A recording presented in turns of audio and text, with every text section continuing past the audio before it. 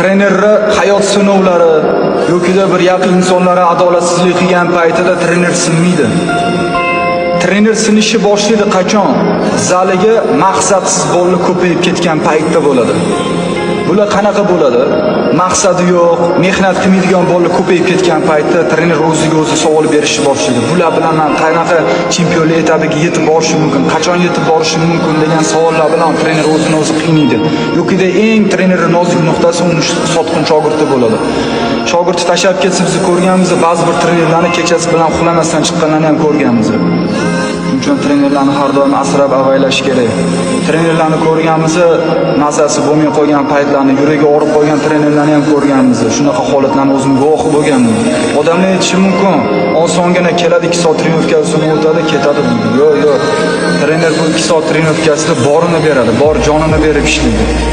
Trenerda mas'uliyat juda katta bo'ladi. U ne только o'zini, bolalarini o'ylaydi, shogirdlarini o'ylaydi. Bular qachon inshaalloh chempion bo'ladi.